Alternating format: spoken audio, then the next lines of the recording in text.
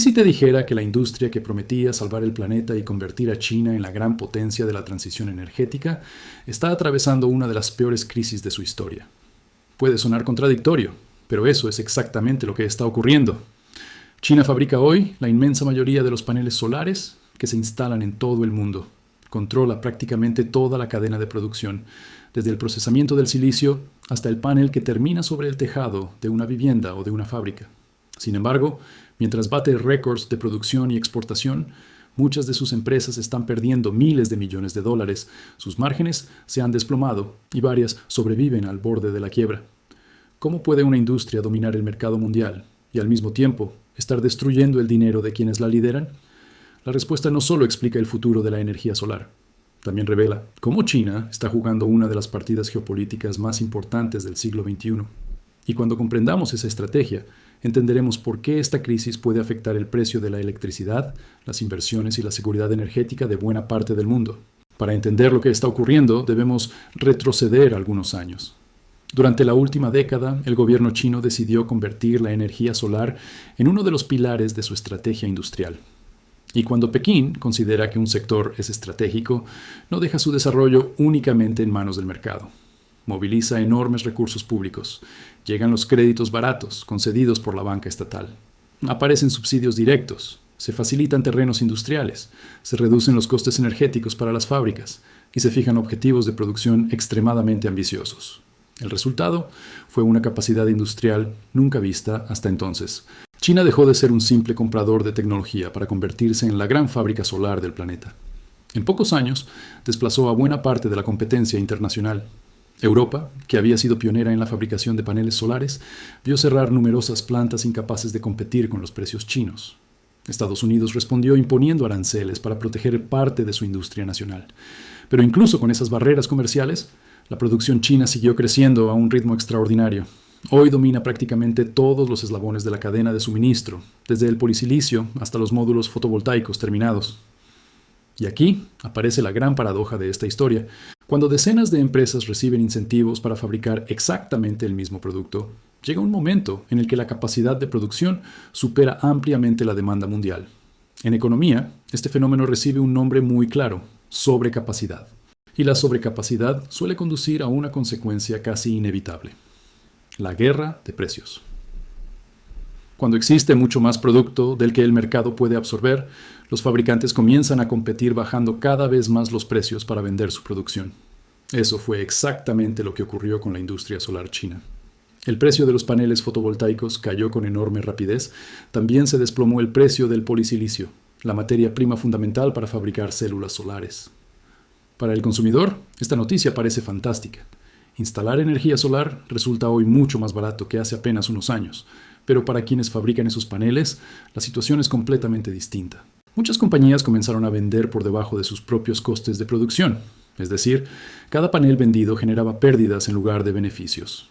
Y mes tras mes, las empresas siguieron consumiendo liquidez para mantener sus fábricas funcionando, esperando que la situación mejorara. Algunas compañías que hace apenas 3 o 4 años eran consideradas auténticas estrellas de la bolsa china han perdido gran parte de su valor de mercado. Otras sobreviven gracias al apoyo financiero de bancos públicos o a nuevas líneas de crédito. Y algunas incluso podrían terminar siendo absorbidas por competidores más grandes o por el propio Estado.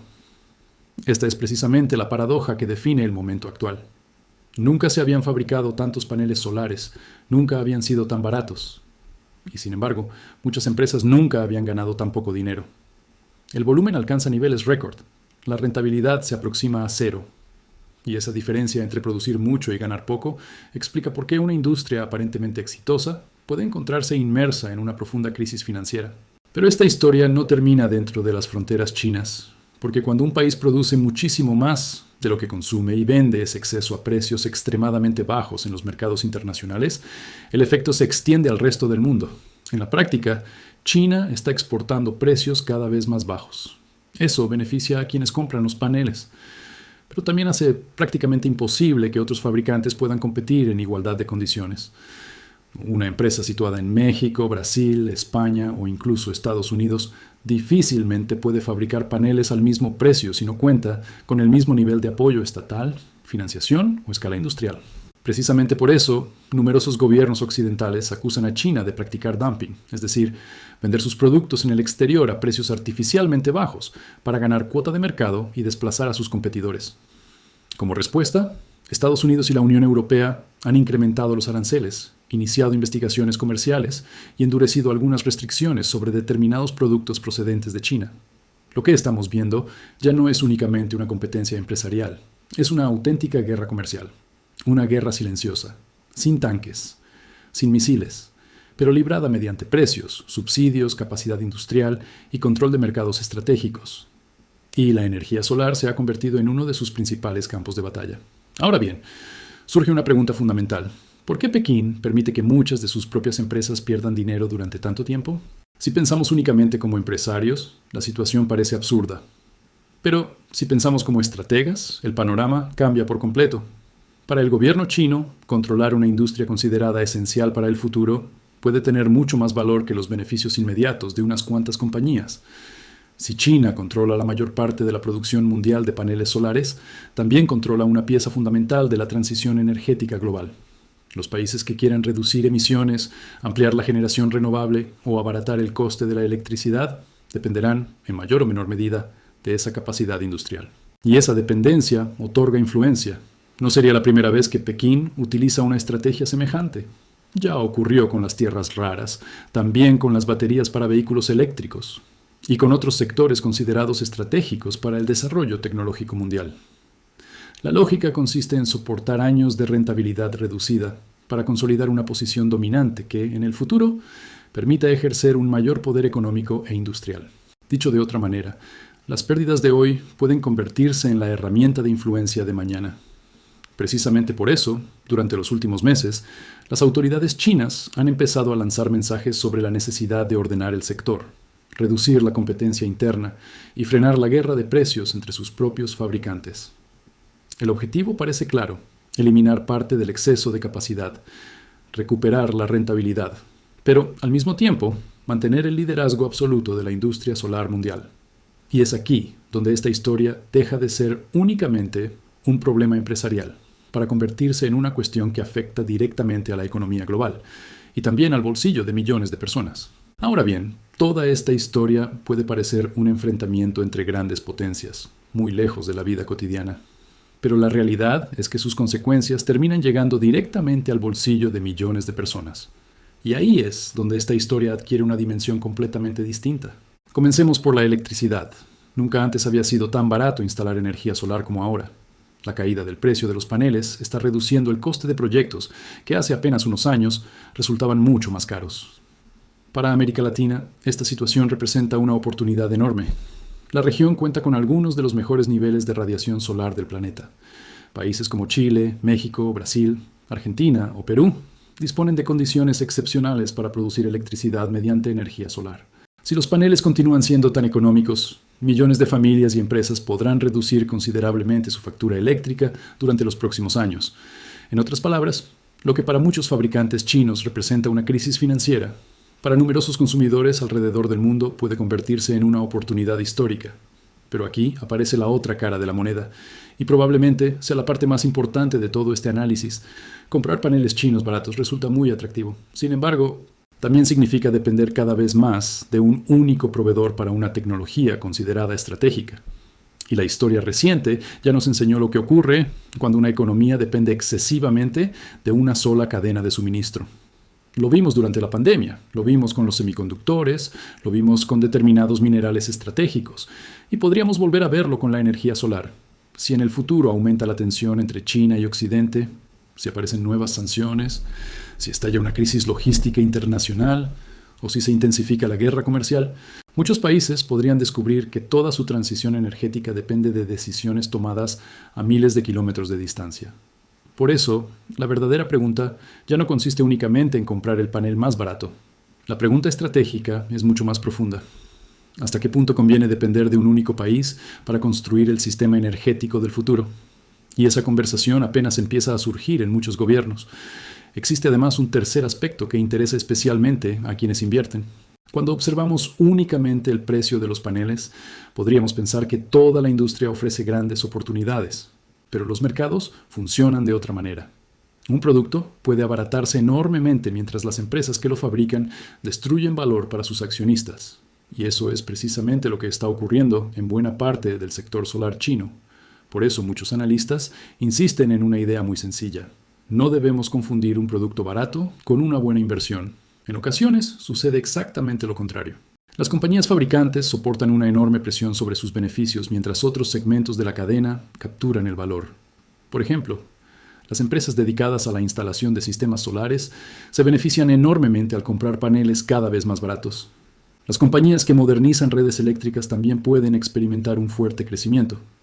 Y sectores relacionados con el almacenamiento energético o determinadas materias primas estratégicas podrían convertirse en algunos de los grandes beneficiados de esta transformación. Cuando una industria cambia profundamente, el dinero no desaparece, simplemente cambia de lugar.